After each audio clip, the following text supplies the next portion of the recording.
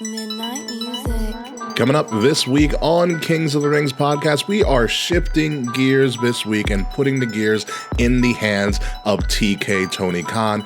God help us all. It is AEW Full Gear Week, and we are going to look through all of the big matches that have been announced for Full Gear happening on a Saturday. And with me this week is the great Nate. Nate, the effing great host of the Brace for Impact podcast, is going to try to help me steer this ship that is AEW Full Gear. And oh yeah, Tony Khan has a bunch of other freaking announcements, so sit back, relax, and Jesus take the wheel. It is Kings of the Rings podcast, episode number 359, Shifting Gears with Nate the Great, exclusively here on Wrestle Addict Radio, and it starts right now.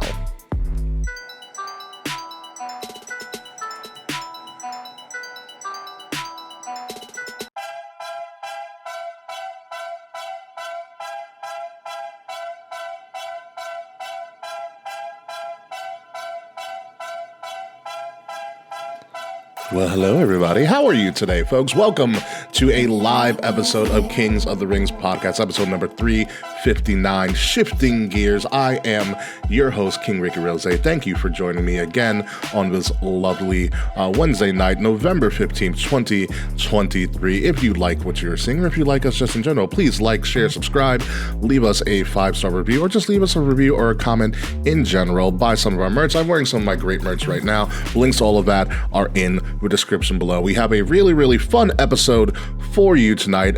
We are going to be talking a lot about AEW Full Gear, because Full Gear is this weekend. Next weekend is Survivor Series, and then we get a little bit of a breather before we get into the end of the year. And oh yeah, there's this thing called Wrestle Kingdom we have to start preparing for as well. So helping me shift gears and to steer this Tony Khan coke-infueled ship that there is the host of the Brace for Impact podcast, covering all things TNA and Impact, whatever the hell they're calling themselves these days. Ladies and gentlemen, back again for the very third time at this point. I don't even freaking know.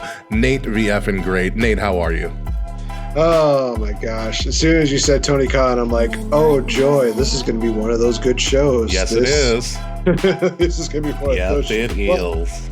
But let's start on a high note, because the only way we can do that is by announcing from the Kings of the Rings podcast. Yes, this please. Is King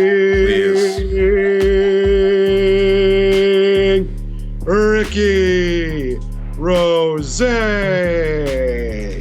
I swear that one of these days we are going to actually have to record that, and then I'm going to just embellish it in post and make it like the most ridiculous. I'm talking like royal trumpet horns and all of this stuff, and that will be like my intro to anything I do. Like, it'll be on like my rider if I ever become famous. Like, this is exactly the thing you have to play before I even make an appearance on your show. Like, that's what I'm going to be leaning towards. But we'll see how that goes. It's one of those things where it's like, we don't have contracts here, but we're going to have that inserted into the contracts in there somewhere. Something like that, yeah. It's a clause, but it's one that I approve of. So Exactly. That's how things are going to be. And so let's get into this week in wrestling before we get into Full Gear, which we're going to talk about a lot. But we got to talk about the things coming up on WWE, and there's a lot of excuse my French, which I don't know a lick of these days, as I had a C average in high school. But there's a lot of gang shit going on in WWE, and for instance, Drew McIntyre has partnered with Rhea Ripley, because I don't want to say the Judgment Day. I want to say Drew McIntyre partnered with Rhea Ripley, and if we're being honest, why wouldn't you? Look at that face. Look at that face. It is not going to be the intro of Tales of an Epic Nature, Mr. Preds. I have something completely different for that whenever that returns. Hint, hint, wink, wink. But Drew McIntyre has sided with the Judgment Day, potentially being their maybe fifth member for War Games. I mean, there's only been one War Games match announced, and it's 4 participants on each side. I know War Games has fluctuated between 4 and 5 throughout the last couple years whenever War Games has decided to rear its head, either in NXT or on the main roster. But with War Games so close, and it being in your backyard, Nate, Chicago, which if I really get bored, I will drive up there to Chicago as a big if. But I have a lot of friends where I can stay, so I don't care at this point. And I bought my car, so I don't have to care about mileage. Do you believe that Drew McIntyre will be the 5th member of a Judgment Day War Games team? I do, as a matter of fact. And I do believe that Dirty Dom is going to be replaced by Daddy Drew, in all honesty. It's just one of these things. It just makes sense, honestly. I mean, for a long time, I always said that it was always Daddy Ciampa, but Daddy Drew has a really nice ring to it. Daddy Drew and Mommy Rhea, I mean, it writes itself right there. It is the alliteration of it all. I can't deny that. Daddy Drew just kind of works. It's one of those things where I would love for in the matchup for Drew to just do a Claymore to Dominic and then just throw him on top of somebody and Dom still gets the pin. I don't know why. It's just one of those things where it's like such a weird thing to do, but at the same time, Drew would be that person and be like, stay away from my lady. Also, make sure we win. All right, so you're saying that Drew replaces Dom altogether, keeping it 4-on-4. Honestly, you know what? I didn't think about that, but honestly, I think that makes even more sense at this point. Interesting. That would be very... I mean, because J.D. McDonough is now a full-fledged member of a Judgment Day after the longest pledge process I've ever seen. You don't even make freshmen go through that much of a pledge process in college. So you got J.D., you got Damian, who is doing things. You got Finn, and you got Dom and Drew. I mean, so let's just say, for argument's sake, that Drew becomes the 5th member of Team Judgment Day, which is kind of weird, but I'm fine. Who then becomes? I guess it's Team Cody. Team Cody, Team Seth. Like who becomes the 5th member of that team? So there were some rumors that it may be Randy Orton, but I've heard rumors that have debunked that. So if I were to take somebody different, I think this may be a bit of a chance. But at the same time, can you think of a better way to debut a new star on there, but to have them in War Games? I would have, honestly, Braun Breaker debut in that and just wreck shit up, as a Steiner would do. My only issue with that is that Braun is on such a fun heel run that I can't see him debuting for the face team, like reverting back to a face where he was okay, but he wasn't anything that like made him stand out. I feel like heel Braun, that's a problem. Heel Braun Breaker's a problem. Face Braun, I feel like is a step back. But I also would like to say, can't you just see though him just spearing Finn, JD, and especially Dom in midair in such glorious fashion? Oh no, I do have this kind. Survivor Series debuts are historically a really important thing. The Undertaker debuted. Scott Steiner himself debuted at Survivor Series. What a debut! Give me the freaking mic. Yes, among other things. Yeah, he beat up Matt Hardy and Chris Nowinski, who ends up being one of the most powerful and influential people in sports history, which is crazy to think about. And yeah, there's that. So the Survivor Series debuts are usually held for something that's really big or returns and things like that. So Randy Orton makes sense. But if we want to go the Braun Breaker route, I need, and this is me just being a dick, I need Braun Breaker to come out like 96, 97 Rocky Maivia. Like, I want pineapple haircuts. I want the blue. I want the blue whatever he was wearing. The tassels. I want the whole thing. Like, give me it all. Like, totally. And I need, like, Michael Cole to be like, and there's a blue chip right there. Like, I need the whole thing. Brawny Steiner Via. Bronny Starr, yeah. Now, or he comes out in the chainmail headpiece that his uncle would wear all the time, which I thought was a dope look, and I still think it's a dope look. I put my 2K character in that chainmail headpiece all the time. I really do. But if we go do 5, I think Randy Orton's a great because he's a face and he's a legend and he'll come back as a face no matter what. But what if it's Jade Cargill? Like what if? Like, what if? I mean, all the hype up. I mean, that's one way to debut her. There is just War Games. Seriously, I mean, they're hyping up Jade a lot, and I feel like rightfully so. She's money, like she is. She's money. She will print money in whatever she does. But at some point, it becomes like a money in the bank thing. You keep dragging it out and dragging it out and dragging it out that you're going to forget about it. And like, you got to kind of strike when the iron's hot. But then again, I also understand that WWE wants to make sure that a talent like Jade is shown in a proper fashion, and they're not going to try to embarrass this high profile signing. Be it as it may, Survivor Series War Games would be if she becomes they're essentially the lone survivor in War Games against the win and just like bodies all these dudes. Like, how ridiculous would that be? That would be the moment where she just peaks in WWE. And like literally, she'll just mouth the words TK, and that's it. Just the arms out, being like, "Look what you missed out on, bitch." See, I can see Toni Toni would be happy and crying at the same time. He's like, "It's so beautiful. We should have renegotiated." Yes, you should have. But the problem is that she looked at the women's division. It's like, oh, I gotta go to a place where there's a better women's division. And, well, WWE seems to be doing better. Let's do that. But what about TNA? WWE. It is. Yeah, well, I guess we're calling it TNA now because we're never just going to call it Impact anymore since the rebrand.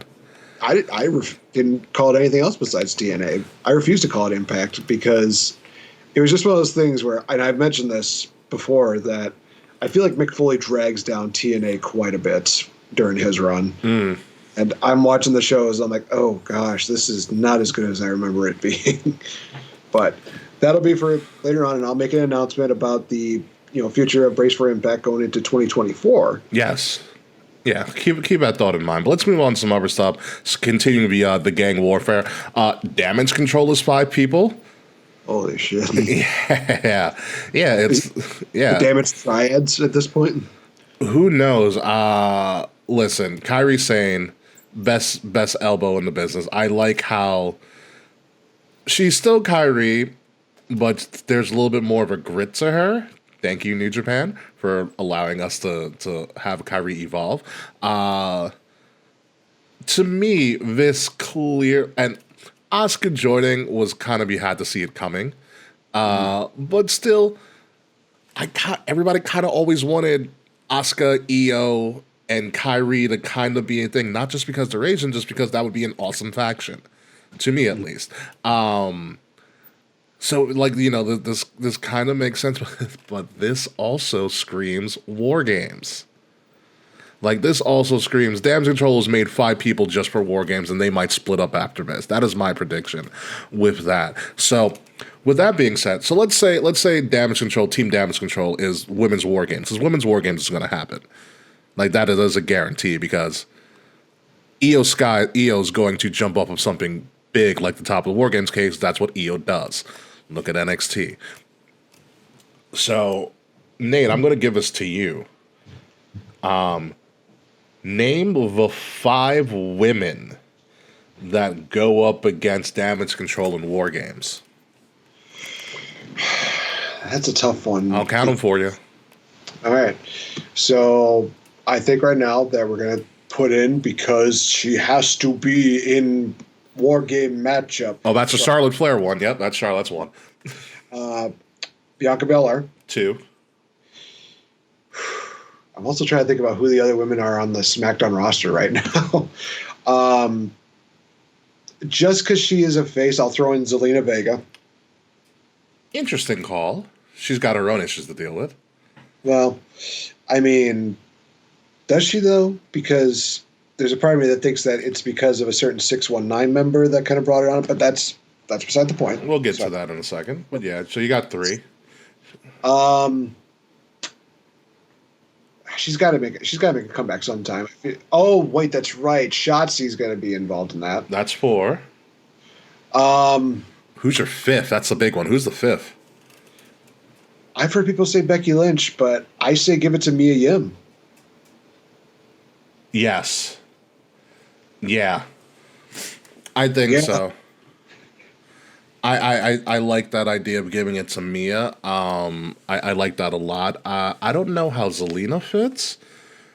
I also wouldn't know how Becky would fit either. And because I think it's been well documented, the animosity, the real life animosity between Becky, Rebecca Quinn, and Charlotte Ashley Flair. And like that almost played out very horribly on TVs. Remember the title exchange ceremony? Boy, yeah, very bad TV. So I don't know if that would even be a possibility at this point in time. Maybe it is, maybe it isn't.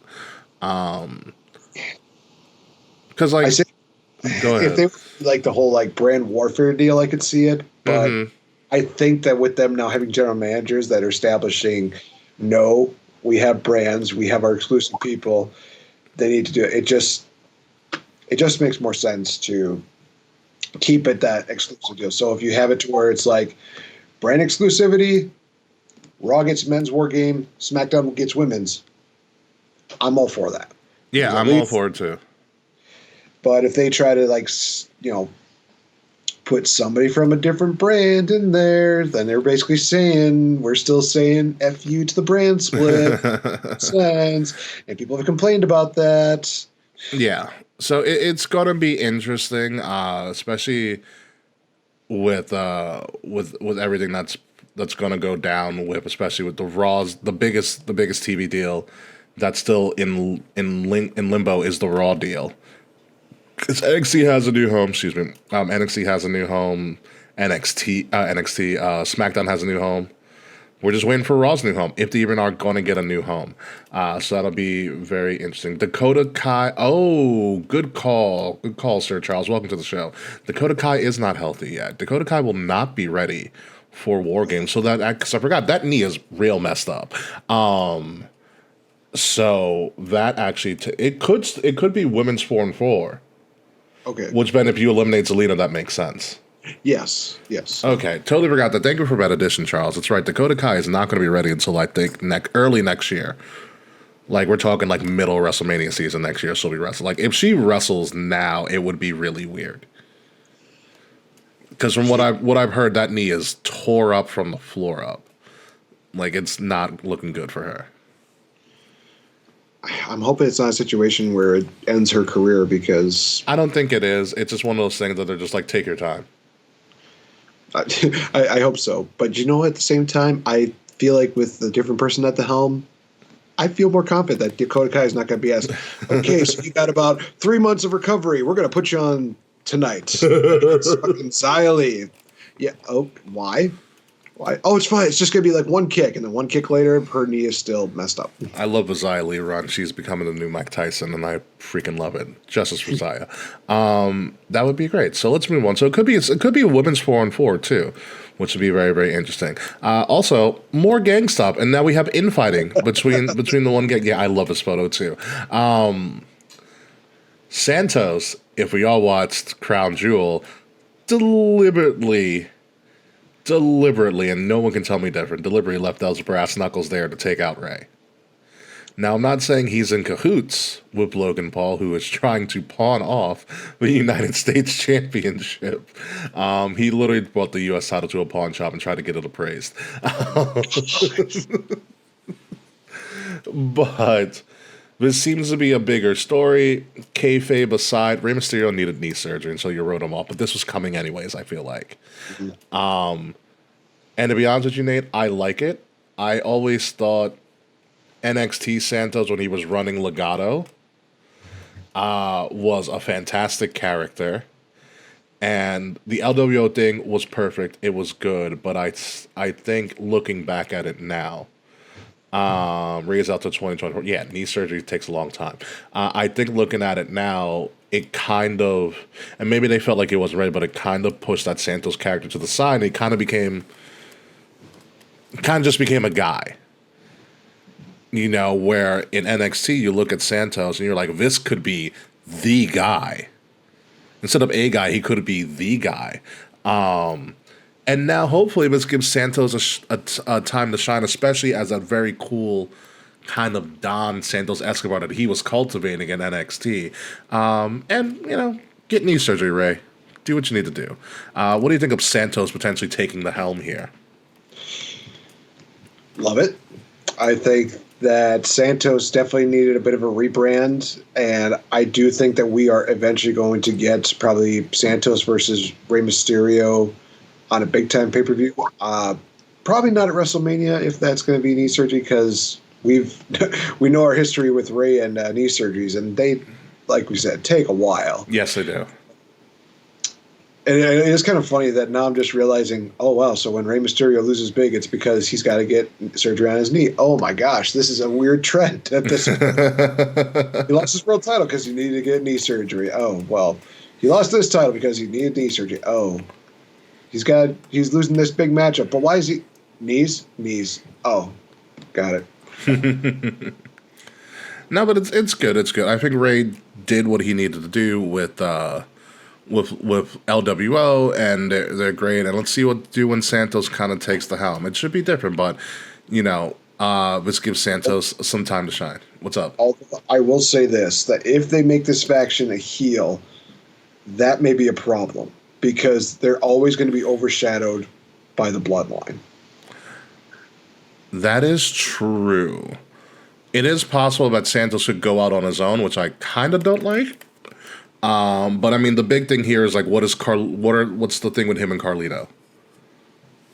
That's the big kind of thing you have to solve at the moment to see where this is going to go. And yeah. I like it. Carlito versus Santos, I'm all for it.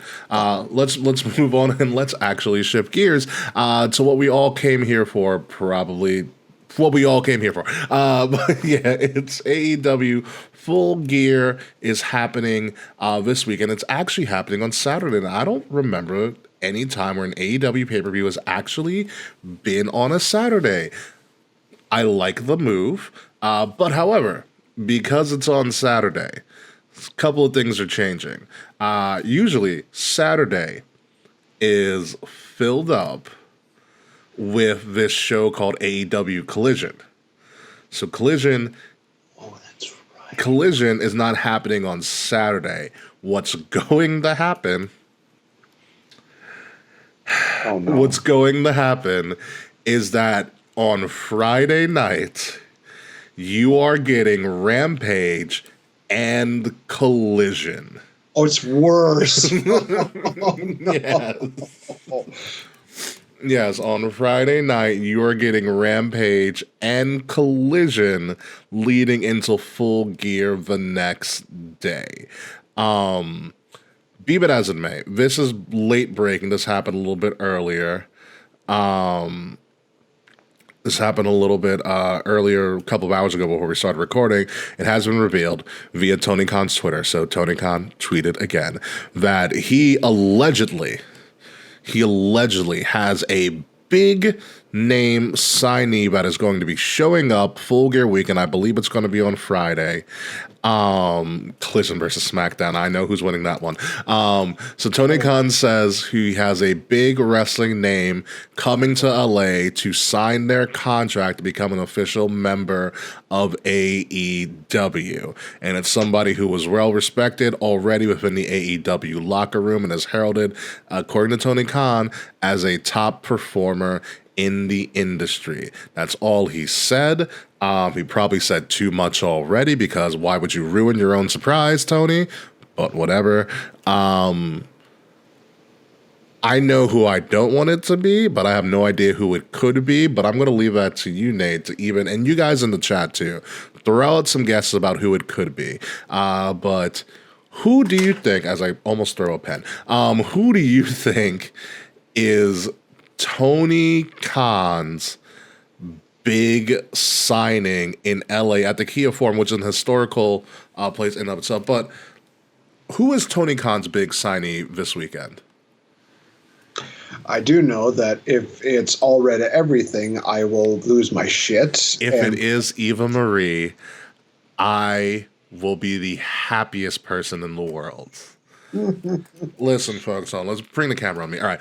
There is nothing I love more than seeing the IWC burn to the ground and Eva Marie heralded as a top performer in the industry and signing her contract in LA on AEW TV would make me cry tears of joy as one of the greatest things I've ever seen in the history of wrestling, just because I want to see the IWC burn to the ground. And that would start the flames off once again. Karl Malone would be hysterical as well. Great call, Charles. That is an interesting one. Our Smiley. Hulk Hogan. It's not Hulk Hogan. We don't need any more BS in wrestling. Come on. Yeah, and I knock on wood, I do not believe it is Mercedes either, as well. But I didn't think about this. What if it's Dolph? Smiley said it's the show off. I have not thought about Dolph. Some people said Punk. It's not Punk. Or Sheldon Benjamin. That's also a good guess, Smiley. Sheldon fits Tony's MO, I think. Mustafa Ali, I don't think Mustafa's showing up on AEW. Not right now. I'd love to see it be Sami Callihan. I think that'd be a good one. Sami Callihan's character fits AEW's product really well. Sami Callihan will be great. I would love to just see, like, right off the bat, Sami Callihan just come out. Moxley's just trying to be buddy-buddy to him, and Sami Callihan just like, no, just pile drives him and just being like, it's not happening. Sami Callihan, John Moxley, here you go. There's your 2024 feud of the year. Honestly, I know a couple of people who are diehard Mox fans and also diehard Sami Callihan fans who would have a hard time trying to pick between the two. Callihan, Mustafa is out in freelance wrestling. Okay. Perk Angle. It's not Perk Angle. That is different from Kurt Angle. That is, let's get that clear. There is Kurt Angle and there is Perk Angle. I do know the difference, Reds. There are two completely different monsters. Okay, and I don't think either of them are showing up on AEW this weekend. Dolph, I think, is a good one. Sheldon's makes sense. Sami Callihan is a good one as well. Who else would just be like out there? Watch it be like Dana Brooke. Dana Brooke, Lacey Evans, all of them. It just reaches a point where when he says special announcement, you're going to get either something good or utter disappointment. So I'm not throwing that. I'm not throwing that away. Where being like, oh, it's not Dana Brooks. Like, you know what? At this point, Tony Khan doesn't know how to do a special announcement anymore. It's probably going to be a disappointing. Here's the thing with Tony Khan's special announcements: they're not special anymore. No, because they happen every week. They happen all the time. Yeah, I don't care. I mean, Ospreay is also a good guess as well because Ospreay is still out there, and Ospreay is now open to being more confined to the States, which good for him. Flip's not going to CMLL. I'm going to say something that's going to piss a lot of people off, and I really don't care. Speaking of CMLL in Mexico, it goes against everything Tony said as a well-respected wrestler in the industry. What if it's Tessa Blanchard? Oh, boy. That, I think other than Eva Marie, that would be the moment where the IWC would just be like, are you fucking kidding me? Eva Marie would be funny. Like, let's get this straight. Eva Marie would be funny, and I think that would be great. Tessa Blanchard would actually be very problematic for a lot of people. A lot of people. Ospreay's contract ends in February. He can still sign an intent and not show up on AEW TV for a very, very long time until the end of February. It also gives him time to drop both of his freaking IWGP belts.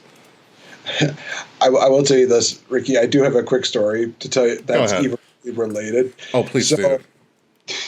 So I don't know if you remember this back at WrestleMania 32, the final Raw, where it was like Team Total Divas versus Team Bad and Blonde. That's what it was. Oh, that was the pre-show match. I was in the arena for that match. That was Brie Bella's retirement match, kind of.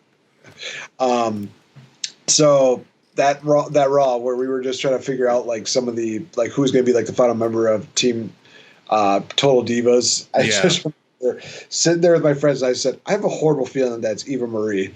And my friends are just kind of like, I don't think she's going to be that ready for it.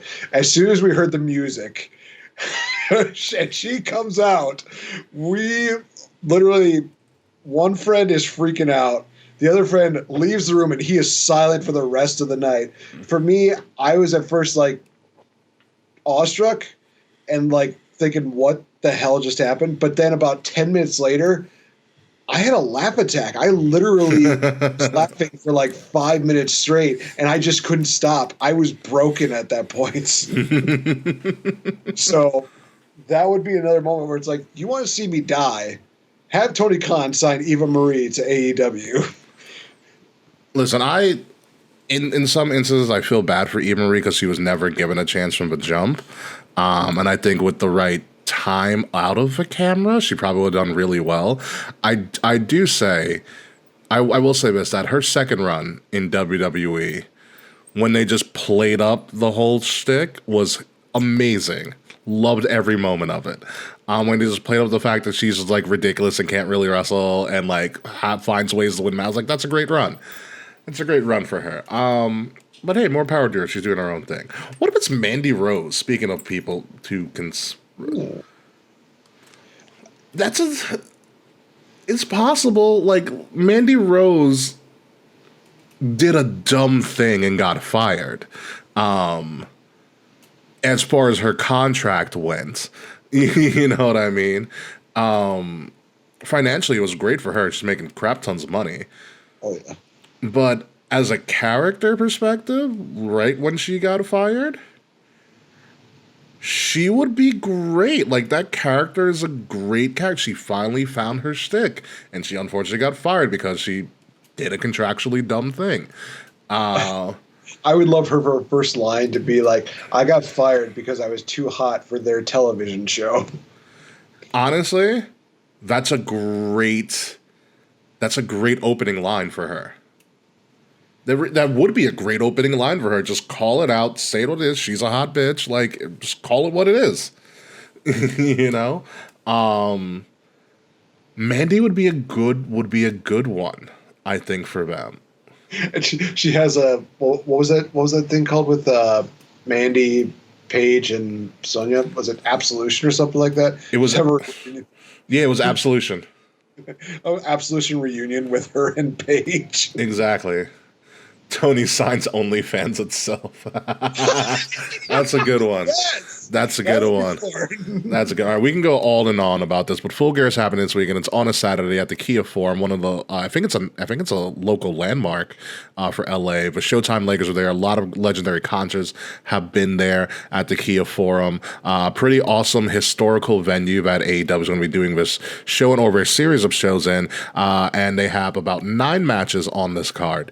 And the first match we're going to talk about is the main event, which will probably be the main event. The AEW World Title is going to be on the line. MJF, the reigning AEW World Champion, versus former IWGP Heavyweight Champion, the Switchblade Jay White. This is what the show is supposed to be built off of. We have Jay White being a natural heel that he is, MJF being a face, which I'm still kind of struggling with him as a face, because I think it's because I know too much of his hometown stuff, because both being from Long Island, we kind of have the stereotypes about each other. So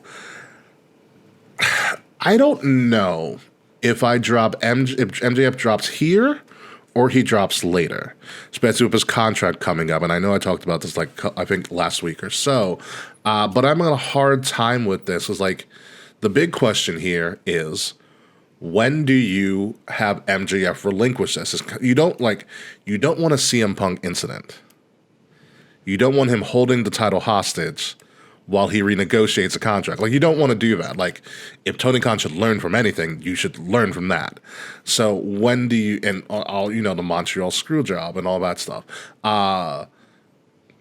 So when do you comfortably let go of this title? MJF has been carrying this company significantly well as a very homegrown talent, as one of the better homegrown talent champions that AEW has had. There hasn't been many of them, in the world title scene at least. But you have Jay White, who can play a great heel, and what makes a good babyface is a great heel. Because a good babyface is really good in the chase. So I don't know here, but I feel like they're going to go safe here, and my prediction, before we move on to you, is that MJF retains here, but he loses soon afterwards. That's what I'm going to go with. Nate, what about you? I'm going to give you the perfect prediction right here. So, I can't wait for this. MJF is going to retain via shenanigans from the devil themselves. Mm-hmm. And here's what's going to happen is that MJF is going to somehow get the diamond ring, smash Jay White in the head with it. 1, 2, 3, it's over. Afterwards, two devils are going to pick up Jay, toss him out of the ring, look at MJF, pull off their masks, and it's going to be revealed to be Will Tereshaw and Kay Murphy. We know it's you two. We know it's you two. That's why you're not on the show, damn it. Stop playing this game. Will and Kay are not the devils. Kay is an angelic being. Will might be the devil. I'll give you that. Will might actually be the devil. I can't speak so ill of Mix Murphy, of kayfabe. So I when you were talking about the Dynamite Diamond Ring, I was like, wow, what a like they had like. When AEW first started, there was, I thought, the Dynamite Battle Royal and the Dynamite Diamond Ring was going to be something of significance. And it's not. Like, there's no lore around it. There's nothing there. And so why even use it at this point? It's kind of just one of those things, like, if you've been watching AEW from the beginning, you know what the Dynamite Diamond Ring is about. And it's about nothing, is what it is. It's just there. Like, MJF doesn't... in my opinion, I feel like MJF doesn't play up the ring enough. Like, he never really brings it up. He doesn't really talk about it. Like, it should be this ongoing... It should be as iconic as Regal's Brass Knucks or Foley's Sacco. I could pull a dick move and say that that's the only diamond ring that he's going to have on his life ever, but it's out there now. I'm sorry, guys. True. But yeah, so we're both going MJF here by nefarious means, because that's what MJF is doing. But the bigger question is, as you kind of already alluded to, who is the devil? It's Will. We know it's Will. Yes, but in terms of AEW's kayfabe, it is not Will. But who could legitimately be the devil? I've had a lot of people that have given their ideas for it. Some people have said that Adam Cole's faking it and it's going to be him. To which I say, I would believe that, except for the X-rays. But there's also that foot is jacked up. It's one of those things where it's like, how crazy would it be if Adam Cole was able to find a way to make this X-ray look legit, like it just looked like it was just jacked up, and he comes back and he was faking the injury the whole time, to which I'd be like, that would be one of the greatest swerves in all of wrestling. It would. I don't know. It's just one of those things where you have somebody who's kind of like a smaller build. So some people might say like, oh, Samoa Joe's the mastermind. It's like, well, you're going to pull a Rikishi on here now, where he just like, he's like, I did it for the devil. I did it for Wendy.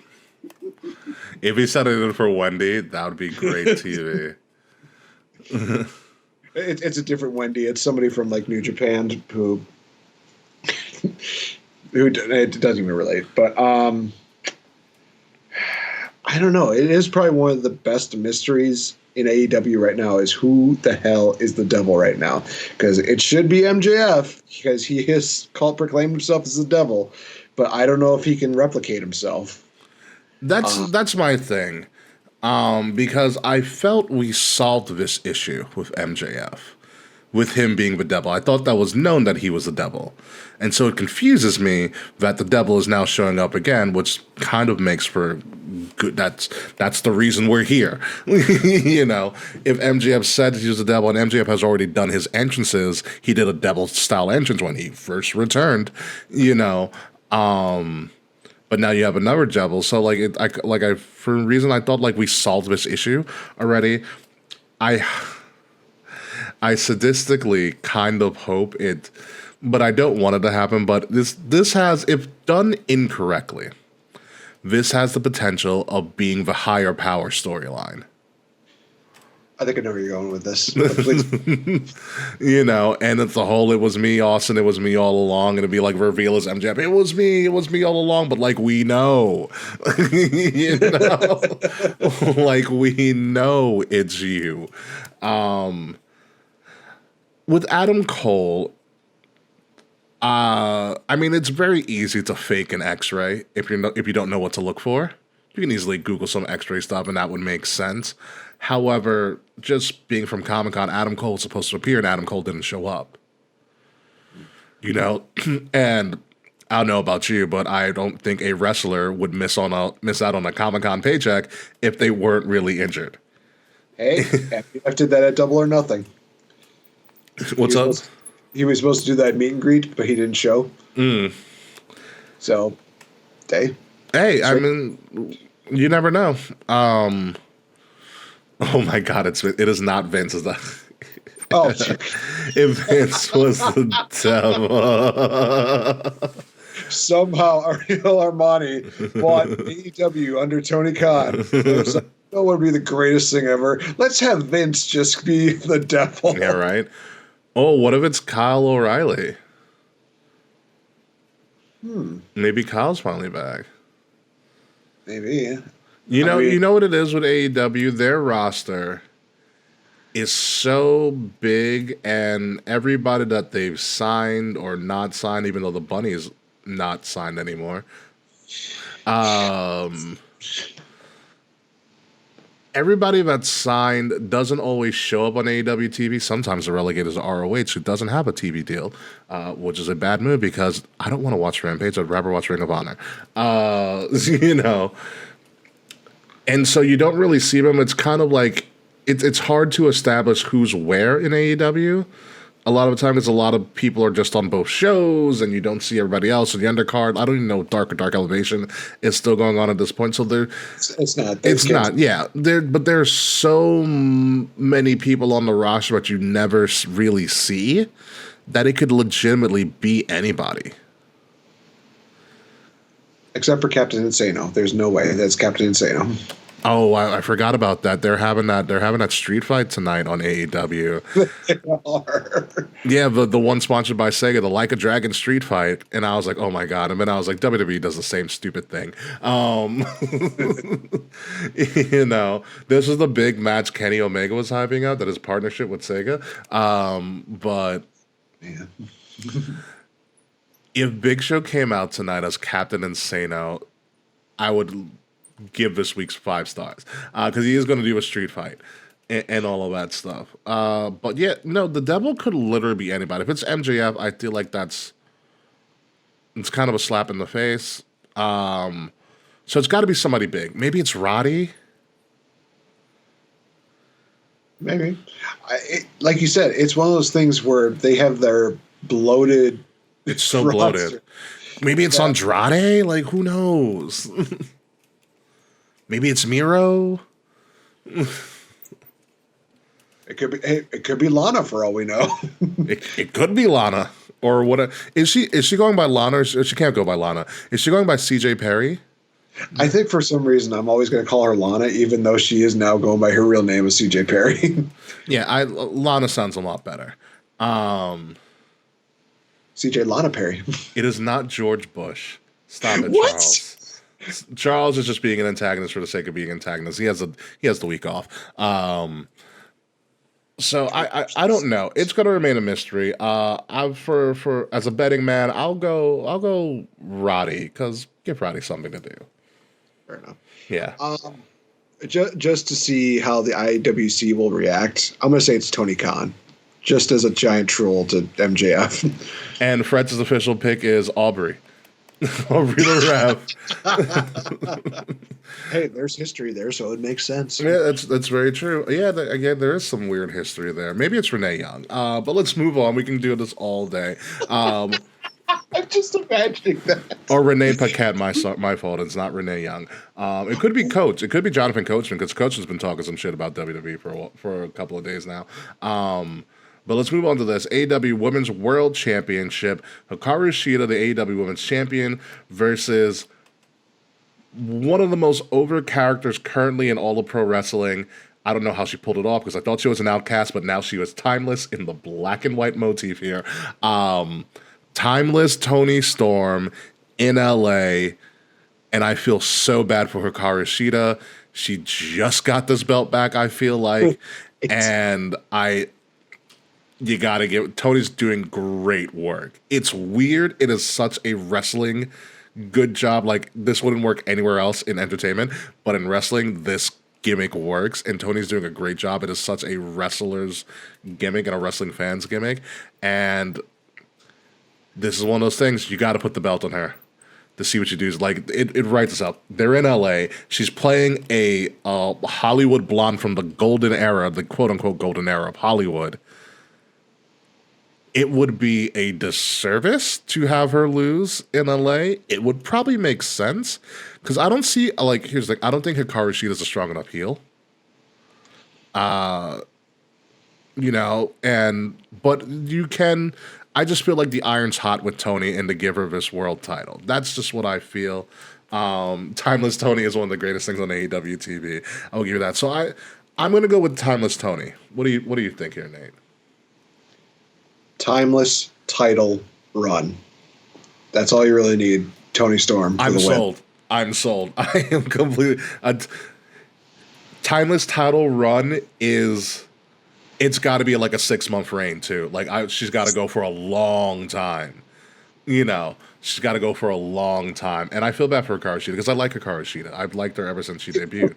I think she's a fantastic talent, but you just ran into a freight train in Timeless Toni Storm, and like that train's not stopping for anybody. So we'll see what happens. So yeah, give it to Toni. Damn it. Moving on to a match that I actually think might steal the show. It is a Texas Death Match in Los Angeles. It is a Texas Death Match. Texas Death Match in Los Angeles. Yeah, it's a Texas Death Match in Los Angeles. Hangman Adam Page, the most forgotten person of the Elite, versus Swerve Strickland, and I guess it's Hangman versus Swerve 2 in a Texas Death Match. Listen, I talked about how much I love Hangman Adam Page, and I think he kind of is lost in the sauce and all that is AEW, which is very unfortunate. Yes, death match, quote unquote, because it's not a real death match for reasons. For reasons. But outside of Swerve's really weird sidekick, I forgot his name at this point. I forgot. The Swerve character and the freedom that he's gotten, which I don't think he would have gotten this much freedom under the regime when he was, released and let go of in WWE, but the freedom he's gotten to develop and become this persona, and it's kind of this larger-than-life figure, and it's a very unique character that we haven't really seen on such a platform as AEW/WWE. It hasn't been like, this is a character you might see played by, an African American performer on the Indies and get pretty over, but then you go to a WWE in particular, and they might do a total rebrand of them. And Swerve has gotten the freedom. This is a very positive area. Swerve has gotten the freedom to really develop his character around his persona, and he's a big music head and all of that stuff. And I really enjoy it. We were talking about earlier his progression since Lucha Underground, of how he's become. I've seen him perform. He's fantastic. And I mean, Hangman, kind of Texas Deathmatch type thing. I think Swerve takes it. That's just me. What are your thoughts here, Mr. Nate? I think that Hangman Page is going to continue his streak of deathmatch wins, and he's going to pull out the victory here to tie it up, and they'll maybe do some big blow-off match at World's End, whatever that event's called at the end of the year that AEW is doing. I think it's World's End, I think. It's on Long Island. I should know this, but I don't. I will say this, that Hangman definitely makes the deathmatch gimmick work. He definitely finds a way to make it very brutal and very very well done. And I think that Swerve is just that extra ingredient that is needed to make this matchup even more sadistically brutal. I mean, we've seen what Swerve can do. Holy shit, it's amazing. Mm-hmm. But you can't just go into a crib and scare some kid and not expect to get your ass kicked by a pissed off parent. So. Mm-hmm. So this is interesting. This is breaking news, because we do have people who are watching AEW Dynamite for us right now as we're recording. Frets of the Fretsmania podcast has just reported that there was a promo tonight where Hangman Adam Page brought up Swerve's firing, Swerve's fiance leaving him, and his kids not talking to him anymore. Oh, buddy. And he also mentioned, Hangman Adam Page has also said that Swerve will never make it to the big time. I might have to watch this promo at some point. This solidifies my choice that Swerve is going to annihilate Hangman Adam Page on Saturday. If there is a match that I really want to see, it is this match here. Especially if what Fretz is saying, those promos are legit. This has become a marquee match. And I did not know Jesse Kamea, because he was engaged to Jesse Kamea, the former NXT talent. I didn't know Jesse left him. That is very big news. And to have that be revealed in a promo is, that's a lot. That's a big one. So this has become a much bigger match. It's become a much bigger. You know something that I don't know, Smiley, and I'm going to have to pick your brain about this off air, or we can talk about it next week when you're on the show. Surprise, surprise. But yeah, Swerve, Page, Texas Deathmatch. This will probably steal the show. This is a great AEW style match. Let's move on to another match that could potentially steal the show, but I don't think it will. We have the AEW International Championship. Cassidy, Moxley, 2 again. They had a great showing the first time. It seemed kind of weird that Moxley had dropped so quickly, or that Cassidy had dropped so quickly, or whatever it was. They hot potatoed the international title for a little bit. But now we're doing it again. Everybody's healthy, I think, so this should be fingers crossed. This should be more definitive. For me, this is a toss-up, and until my mind changes, I'm going to defer to you, Nate, so you can figure this out for me. I'm going to go with Cassidy on this one, because I really don't think that Moxley needs the international title. And I feel like there is somebody else that could take the title off of Cassidy and make it get that prestige again. I mean, Cassidy has done a great job with that title, no doubting that. Yeah. But I think that there's another person that can definitely elevate it more on the heel side of things, and that's Tenosuke Takeshita. So yes, he wins here, but he's going to drop the belt to Takeshita down the line. I like Takeshita. I've watched Takeshita fight. He's phenomenal, absolutely phenomenal. And the one thing, because Takeshita's part of Don Callis' family, whatever faction Don Callis is calling himself now. The one thing that faction is missing is a champion, legit champion. And I think Takeshita holding the international championship would be great. Absolutely great.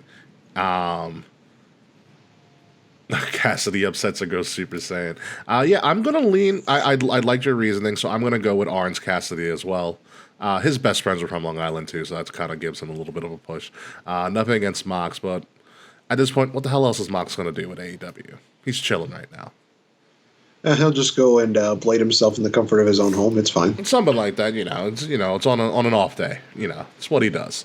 But yeah, let's move on from this. We've got tag titles, so that's still a thing, folks. The AEW World Tag Team Championship is in a fatal 4-way championship match. We have the House of Black versus FTR versus LFI Lucha versus the AEW Tag Team Champions in Ricky Starks and Big Bill. And no, folks, you cannot teach that. Ricky Starks and Big Bill are the AEW World Tag Team Champions. Like, we went from Big Cass to Big Bill.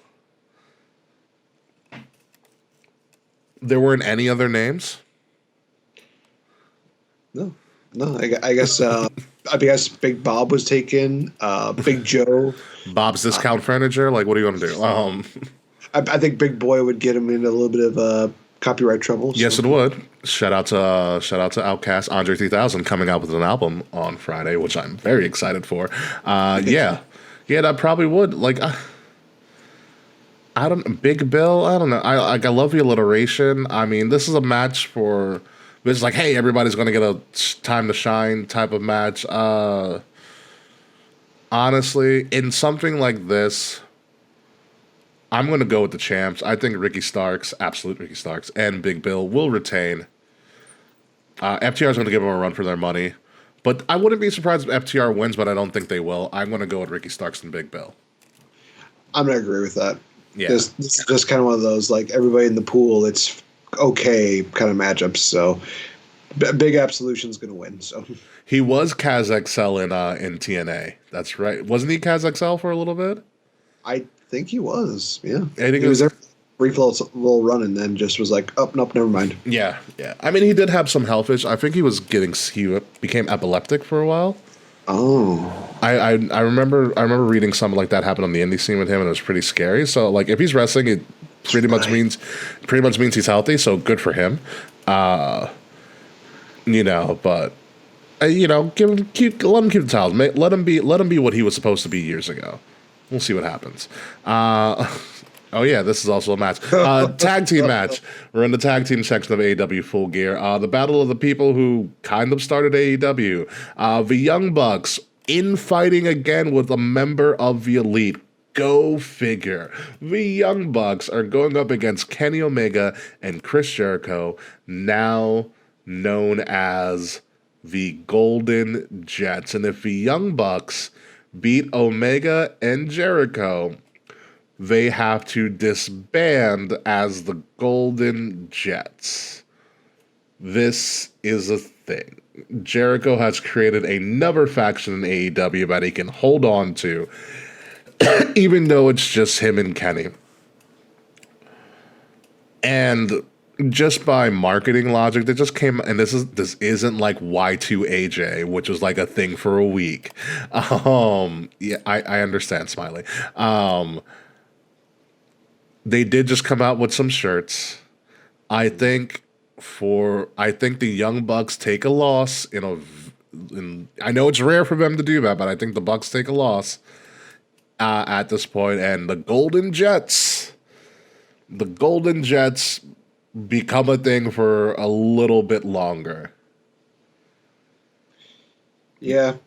I'm just Golden Jets. I'm going to go give a golden shower to this match. Even though I know it's going to be awesome. It is. But it's going to be fun. Yeah, we'll give it that. You also have to remember that we had the Young Bucks versus Kenny Omega and Hangman Adam Page, which stole the show at Revolution and was one of the best matches of the year.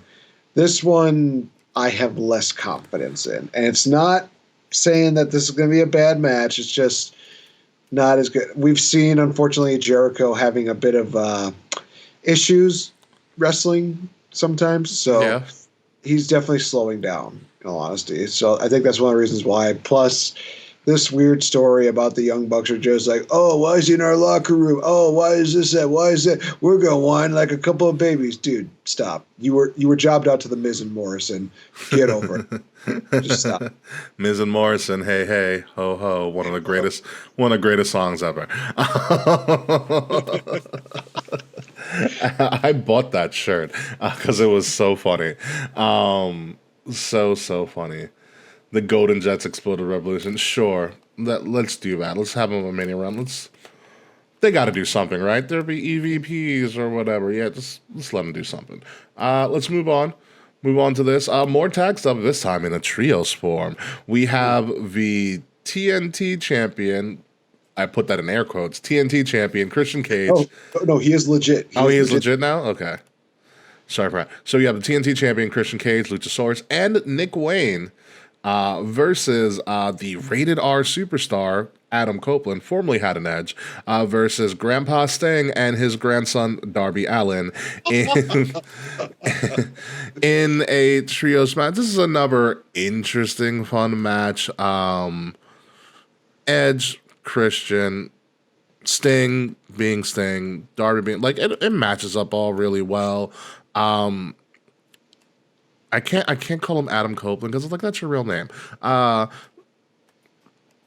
Edge, team Edge and Sting will win. I mean, you have Edge, you have Adam Copeland or Edge debuting a couple weeks ago, or about a month or so ago. Sting is literally on his retirement tour. That's what he tells us. Yeah, it's LA. It's a big market. It's probably the last time. What is... I don't even know Christian has a legit stable at this point. It's just Christian. It's true. Yeah, it's just Christian and everybody else is in the background. Yeah, it's Christian and whomever. Christian and the dinosaur, I guess. Christian with dinosaur and a little boy who doesn't have a Yeah, Christian and the Dino Nuggets. We'll just call it that. I like it. Yeah. So yeah, I'm gonna agree. I'm gonna agree that team Grandpa, Dad, and Son win. It is Grandpa. Yeah, Grandpa, Dad, and Son. Yeah. I mean, listen, it's probably the last time Sting's gonna be performing in LA. Give him the freaking win. I'd give it to him. I might show up to World's End just because to see Sting, because I've never seen Sting wrestle. I've seen Sting in the Hall of Fame, but I've never seen Sting wrestle. Watch Edge heel turn for no reason. Yeah, probably. No, probably. I can see that. Probably. Come on, Edge and Christian working together, awesome. And if it's really if Christian's thing is really called the patriarchy, Jesus Christ, he watched too much Barbie movie. is what that's telling me. But let's move forward. So we have the TBS Championship, because that... it's a triple threat. It is a triple threat. The TBS Championship, Julia Hart, Chris Statlander. We do know the winner of this, as this just happened on AEW TV tonight. It is going to be Sky Blue. So Julia Hart, Chris Statlander, Sky Blue, who's going full dark sky. From what Mr. Fretz has also reported as well. She's going full dark sky for the TBS title, triple threat match. This is very interesting, especially because when I was researching this match, I was like, oh yeah, Julia Hart's wrestling now? Oh yeah, Chris Statlander still has that title. Like, after Jade left, this title has just gone by the wayside. It really has, and it's a shame. It really is a shame because Chris Statlander's a great talent. Mm-hmm. You know, Julia Hart has a great entrance. I've never seen Julia Hart wrestle, I'm not gonna lie. You know, Sky Blue and Red Velvet are big upcoming talents, and there's just not been a lot of talk about this TBS title once Jade left, which should tell you something. If you're paying attention to it. So with that being said, I see no reason myself to have Chris Statlander drop this belt at all. I think she keeps it for a while. I think that's the best thing possible right now. Sky Blue's coming up, but she's not built up yet. Julia Hart is a name, but she still hasn't really be like, I don't see her as someone like, oh, I can put a belt on her yet. I think you keep it with Stat. No, I agree with that. And it's really weird when they try to like bleed some of these stories from like Collision to Dynamite. And it's like there's no explanation for it. Some people are just like, why is this happening? Why the announcer's even going to announce it? No, it's just we're as shocked to see this as you are. It's like just watch your own product. What the hell? Yeah, I mean, I gotta give it the Stat for right now. Give it to the alien girl. She deserves it. Give it to Stat. Let her do something with this. You know, let her actually do something, create something. Like you got to give these women, you got to give them something, a storyline. Give Stat a storyline to actually be like a fighting and defending champion, or make something of it. You know, I get Timeless Toni is a huge thing, and that's doing a lot, but you got like, there's other women that you need to utilize this belt for, and that's why the belt is supposed to be there. But what do we know? You know, we just watch the product and we give our opinions. We're just commentating. No one should pay us for anything at all, obviously. Then you have, obviously, 0 Hour, the opening match. During the pre-show, 0 Hour's happening. And guess what? MJF is wrestling, because MJF is still one half of the Ring of Honor World Tag Team Champions. Because remember, folks, Ring of Honor is still a thing, if you forgot, even though none of our champions are wrestling currently. Most of our champions are in wrestling. I'll say not none, but most are in wrestling.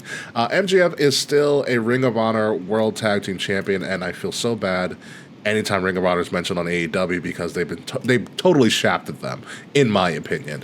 And in order for MJF to keep his World Tag Team titles, he has to defend his titles, because, you know, there's that weird rule that they like to implement in wrestling from time to time. So he's going up against the Guns, and he's going to have a mystery partner, or he might go at it alone. So do we get a really big surprise during 0 Hour? AEW is kind of notorious for this with the Casino Battle Royals, and whoever the Joker is are usually big surprises. But who is MJF's partner, even if he gives himself a partner? Boom, boom, Colt Cabana. No, it's going to be Joe. I'm not even going to be surprised at that. The king of TV? Well, he's not king of TV anymore. That's right. He just vacated the title for whatever reason. Some people are like, oh, well, I like it. It's like, no. Let him fucking put somebody over, damn it. Yes, he put MJF over a few weeks ago. Now let him put somebody else over, because Samoa Joe's good at that. Let Samoa Joe be good at being Samoa Joe, damn it. Mm-hmm. You know what he's also good at? Playing characters. Like, if you ever watch Twisted Metal, he's fantastic. True. He is a really good character. He's the body character of Sweet Tooth, and he apparently is also going to be the voice of King Shark in the new Suicide Squad video game. So he's King Shark in Suicide Squad Kill the Justice League, which is coming out next year. You know how little faith they have in Keith Lee to not have him beat Joe on his birthday? And then have Joe drop the title right in front of him after beating you? It was so funny, because I literally said to my friends, I want to see more Keith Lee and Samoa Joe, because this was pretty good. And then when Samoa Joe dropped it, I'm like, what the fuck? Are you kidding me? Yeah. They couldn't have at least given Keith Lee. I understand. The guy has some health issues, but it seems potentially, it seems like he's doing better. But I agree. You couldn't have given, like, the guy a bone and let him have the TV title for a while, because I wonder if I know the health issues have been a thing for Keith Lee historically, and I think that kind of screwed up a lot of his WWE run, besides the fact that he was a little bit difficult creatively, which is arguable about some stuff that they wanted him to do and whatnot. Like, I kind of get it. But I wonder if those same things are hindering him in AEW/ROH. Not the help stuff, because the help stuff is always going to be obviously an ongoing issue, but like his ability to be a collaborator with the writing team and whatnot. I didn't think about that, and that is a good point. I mean, sometimes you have to be a team player, but at the same time, if you know something's crap, you definitely should say that it's crap. Yeah. Yeah. So you want me to do well with the pooper scooper? I don't think so. Yeah. But there's always that line that you kind of have to toe between, like, you gotta know your limits. You gotta know what you're willing to do, and sometimes you kind of have to make some sacrifices if you want to get to a bigger platform. And I don't know if Keith Lee is willing to do that. It's one of those things where it's like, hey, go out there, have a good 10-minute match, but just know that you're not winning. If somebody's gonna complain about that, it's like, dude, you're still giving 10 minutes. You're on TV. Yeah. Make the best of TV. But be it as it may, back to this tag team title dispute. I don't care who it is. I just need them. Like, if it's Samoa Joe, perfect, because Samoa Joe, last time he showed up on AEW TV, I don't know if he's on right now, he said he's dropping the Ring of Honor television title. He's no longer be the king of TV. He's going after the AEW world title. So it would be perfect for Samoa Joe to team with MJF and screw him over so that he drops the World Tag Team Championships to the Guns, which there is no reason your main eventer should be doing double duty. Like, I commend you, MJF, for doing this. I think it's great. He's young enough. He's healthy enough. He has the physicality to run 2 big matches in a row like that. Like, good for him, because he's got a lot of, you get a lot of downtime. But at some point, you are the main champion of the company. It becomes more and more of a risk every time that he does double duty on these big shows. Risk of injury, risk of something weird happening. And there's no reason for him to garner such a, in my opinion, such a minor storyline as compared to the big storyline, because he is the main story of the program of AEW. Why are you doing this? Give these Ring of Honor tag titles and the spot to either defend or win these tag titles to 2 other people who could use the time. And you're right, Mr. Fretz, it is a problem of overexposure. If you want to be the main eventer, stop doing the opening. Like, I get you're either first or you're last, and if you can do both, props to you. But you're the main event for a reason. You are the highlight of the show for a reason. Why are you overexposing yourself? I do agree with that, Mr. Fretz. So at this point, fingers crossed, I'm going for the Guns. Give the Guns something to do. I think they've earned it. What is your official decision here, Nate? I'm going to give it to MJF and Joe, just for one reason. Mm-hmm. I don't think that they should drop the belts to the Guns. Okay. I think they need to drop it to the Kingdom. Fair. Give it to an actual ROH team. Yes, I get that. I know. It's like, give it to an actual ROH team. Yeah, I get that. Tony Khan, I'm looking to be a creative guy. Call me. Seriously. Honestly, because, like, I don't know how good I would be creatively in the world of pro wrestling. I have some ideas, obviously. That's why I have a podcast. But if I wanted to, like, take my hand at it and kind of, like, just experiment with it and not kind of have the pressure of consistently doing stuff on TV, I'd help be a part of creative for Ring of Honor. Why the hell not? I mean, we got to give Eddie Kingston something to do. He's the champion, damn it. I love me some Eddie. I'll work with Eddie all day. I just feel bad for all those people who are essentially relegated to Ring of Honor, because what do you do? Yeah, no, it's really sad, because now Athena is on a roll. She's injured, right? Is she injured again? I thought I quote me if I'm wrong. I thought she was injured. She was. Yeah, I think it was. God, I think it was during a match with Willow Nightingale, maybe. Willow was doing fantastic stuff for a while too. Yeah. It's just one of those weird things where I think that there's like this consistent deal where it's like an injury happens, Willow's there. Not saying she's the reason they're getting injured. It's just one of those things where unfortunately she's in that circumstance where Mercedes got injured, she was in that matchup. Athena got injured, she was in that matchup. It's like she didn't do anything wrong. It's just one of those things where it's like bad place, bad time, sad coincidence at this point. Yeah, but at some point, you've got to get this tag title off of MJF. Yes. Let him just run with this thing as the AEW World Champion. Had to be the only thing that he has to worry about. Please, please, please. But folks, that is all of the matches that have been scheduled that we know of for Full Gear. Remember, this happening this Saturday at the Kia Forum in Los Angeles. Find the stream. I'm probably not paying for it. I'm not going to lie to you. Find the stream. Or I might be watching college football, depending on my mood that day. Or wait, do I have an event? I actually think I might have an event. I might be somewhere, but I will catch this at some point.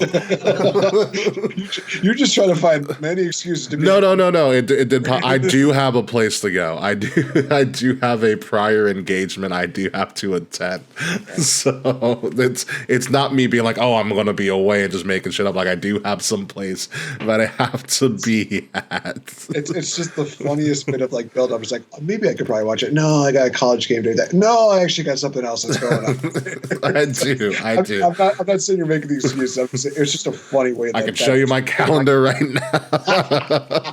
I believe you. I'm just saying that the way that was built up was perfect. Be it as it may, on paper, it looks like a pretty decent card.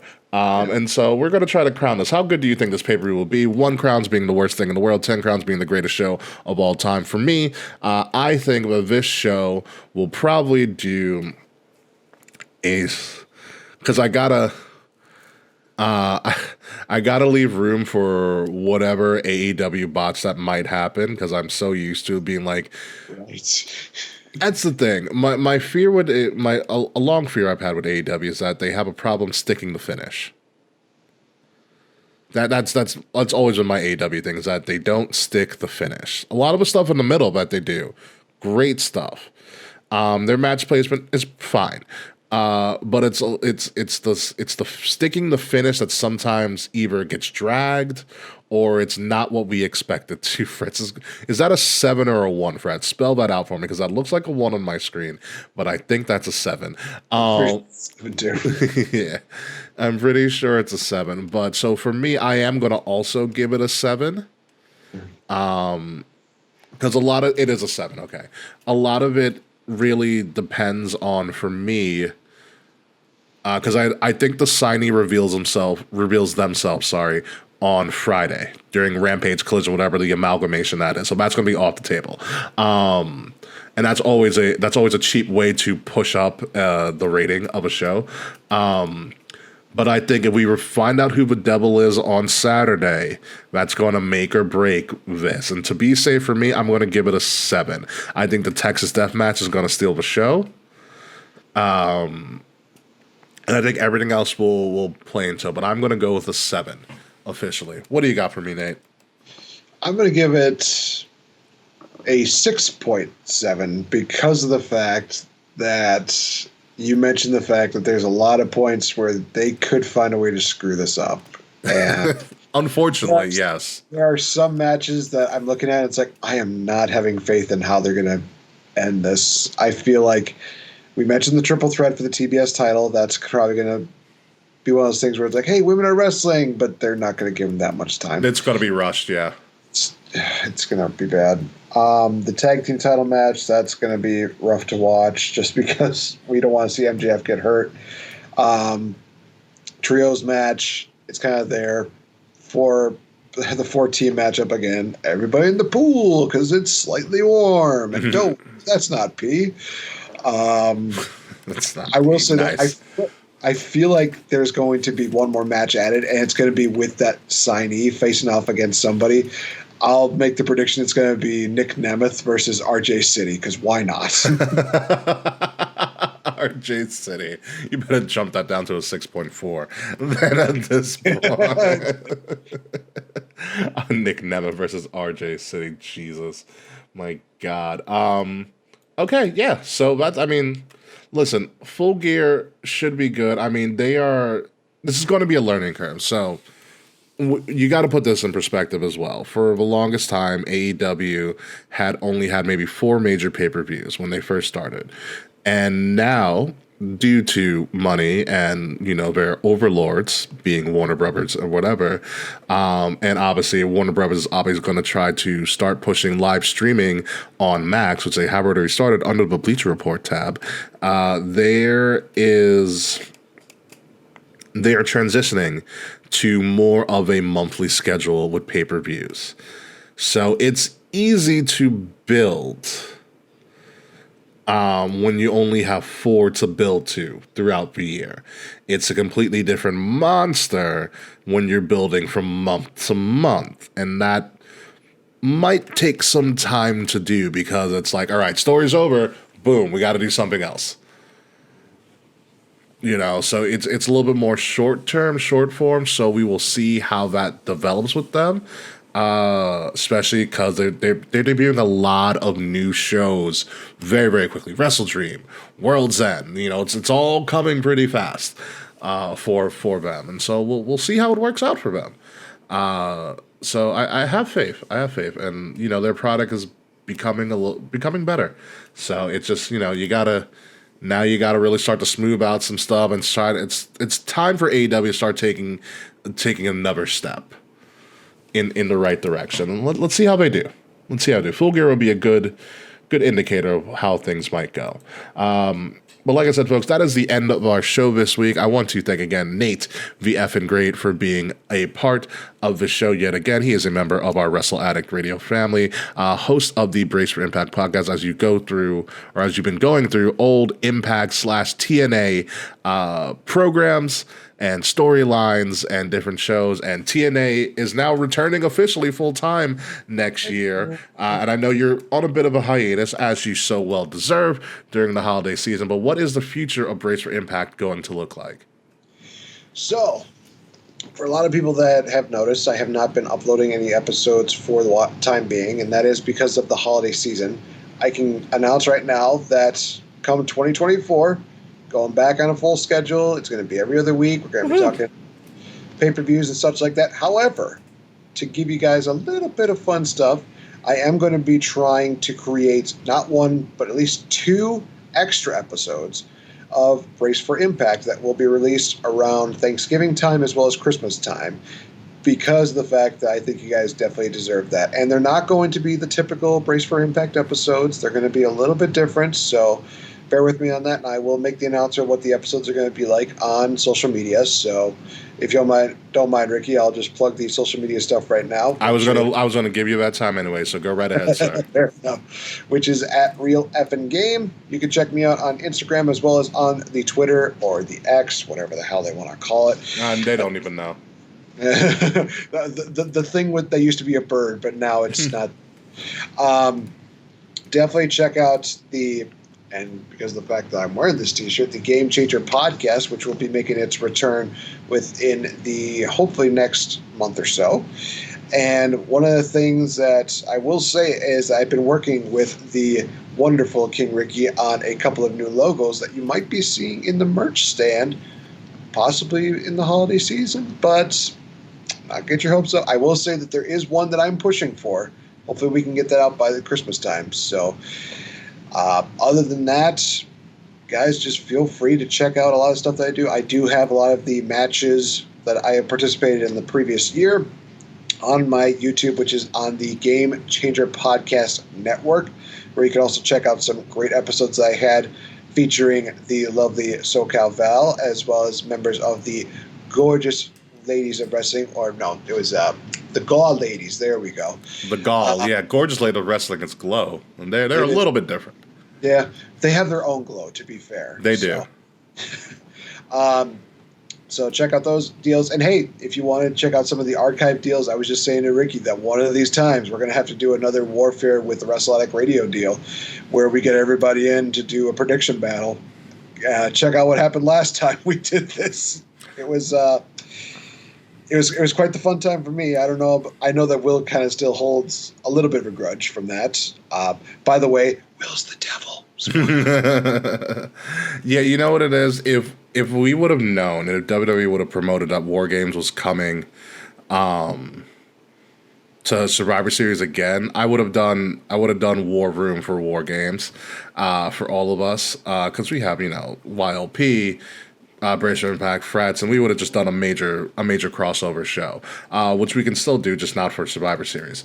Maybe we'll do a Rumble. So maybe it gives you a lot of time to figure things out, because YLP does have to make a return, and he will be coming back very, very soon. But all of that is in the future. But right now, let's get out of here so that I can start going to edit this stuff in the downtime. So, ladies and gentlemen, you have been listening to Kings of the Rings podcast, episode number 359, Shifting Gears, where we shifted the gear, and Tony Khan took the wheel this week to discuss all things AEW Full Gear, the Devil, who's probably Mephisto from Marvel, and whatever new major announcement signing Tony Khan has for this weekend. Full Gear is this Saturday with Rampage and Collision happening on Friday. Again, I've been your host, King Rickie Rose.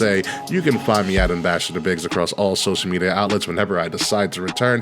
BIGZ Ambassador Biggs. Find Kings of the Rings podcast at KOTR _podcast. Like, share, subscribe, leave us 5-star reviews. We are found everywhere on social media at KOTR _podcast. A link to all of that is in the description below. If you are listening to us, make sure you're listening to us on Wrestle Addict Radio, the cure for the common wrestling podcast, and follow Wrestle Addict Radio socials at addict_wrestle on Twitter, because I'm never calling it X, and Wrestle Addict Radio, all one word, everywhere else. Again, the links to all of that stuff is in the description below. When we come back next week, or when I come back next week, I'm bringing another Midwesterner, a smiley Midwesterner, and we are going to go to war as we break down WWE War Games, coming to you next week. War Games preview show right before Thanksgiving. So before you stuff that turkey, eat that gravy, and stuff your face with even more stuffing, please make sure to tune in as Smiley and myself break down WWE Survivor Series War Games coming from Chicago. I brought a Chicago native for War Games, so it is going to be fun. So until next week, folks, and on behalf of Nate the Effing Great and the Brace Back podcast and Wrestle Addict Radio, this has been King Rickie Rose and Kings of the Rings podcast. Goodbye. Good night. We will see you soon. And oh yeah, I'm forgetting one thing. I probably should have brought him on the War Games to be like our sacrificial lamb. It's Slack. Fuck you, Slack. Fuck you, Slack. Yeah. Yeah. We'll see you next week.